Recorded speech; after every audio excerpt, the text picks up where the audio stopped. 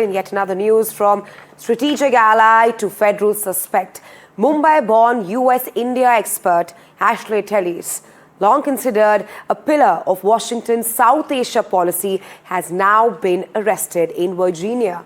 And that is for allegedly holding over 1,000 pages of classified US defense documents and for holding undisclosed meetings with Chinese officials.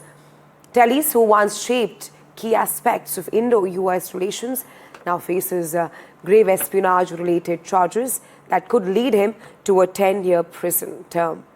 The FBI has now launched a full-blown probe into the matter, raising serious questions about national security and foreign policy integrity.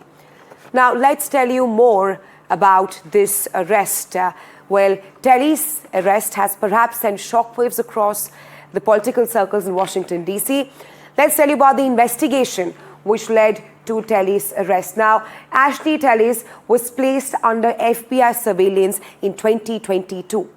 The FBI alleges that Tellis met with Chinese officials on several occasions since 2022, and in one such occasion, FBI alleges that Tellis met the Chinese officials in Virginia. Now, during that meeting, when he met them in Virginia, Tellis entered with a manila envelope in his hand. That's what J Tellis was carrying. In return, according to the FBI, Chinese officials were carrying a gift bag. Now, in 2024, Tellis also dined with the Chinese officials.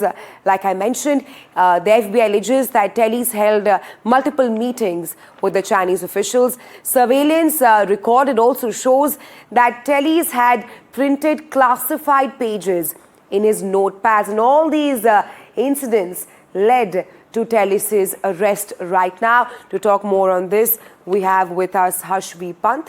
He's the Vice President, Studies in Foreign Policy at ORF. Welcome to NDTV, Mr. Pant. First up, of course, what do you make of this arrest of an extremely renowned strategic expert in the United States of America, now under FBI lens? Well, it is a big shocker, and I don't think anyone anticipated this turn of events. This is a voice of long-standing, caliber and presence in the South Asia strategic circles, in Washington, D.C.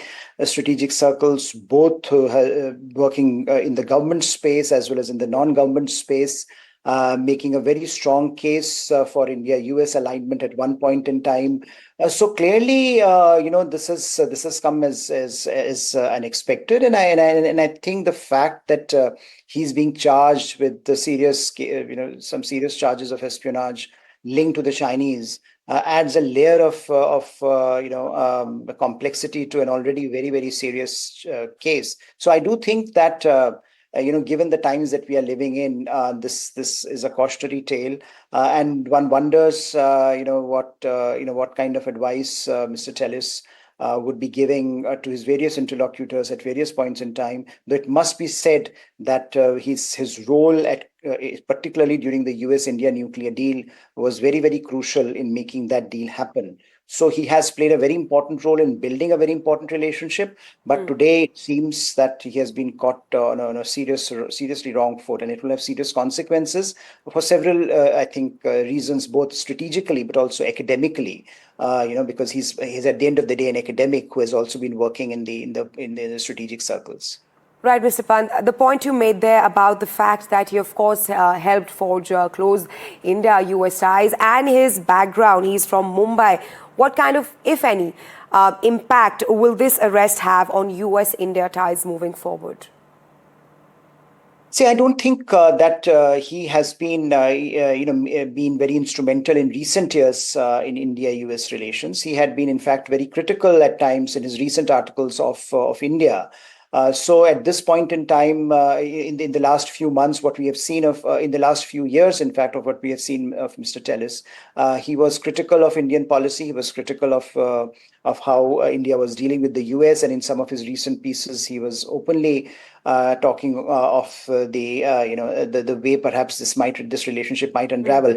I don't think that he is at this point his arrest would have any direct impact on India-US relationship, but I think broadly it raises questions about, of course, his own personal conduct, but also it raises questions, in the sense that at this point there are serious questions about academics working in the US, and how far episodes like this compromise the think tank space and the academic space, where free exchange of ideas is very vital, not only for exchanging information but also building relationship which are trust based. And I think that is where this will hurt most, because a lot of the people in the US would stop trusting the voices that may come from think tanks or from academia. Right, absolutely, Mr. Pant, because we clearly spoke about how the FBI had kept him under lens and how he had an manila envelope when he met the Chinese officials. My last question to you is that, is this case being treated like a standard leak or perhaps a retention case? No, I think this is being treated standard legal case at this point, what I understand, and this certainly. What is interesting here is that a lot of the people might instinctively feel that, look, this is here Trump administration goes again. But what we are witnessing is that he was, and what we know now is that he was under FBI surveillance since 2022, which means that he was, the Biden administration, it was under Biden administration that he was brought under surveillance. So whatever is happening today is, of course, a reflection on what has been happening over the last few years under two successive administrations. He was being followed and he was being surveilled, and now things have come to a point where the FBI had to file charges against him and arrest him. So it has taken two administrations to figure out what to do with him, and I think this, from that perspective, it has become almost a bipartisan issue between the Republicans and the Democrats. Right. Thanks, Mr. Pant, for joining us here on NDTV with your insights.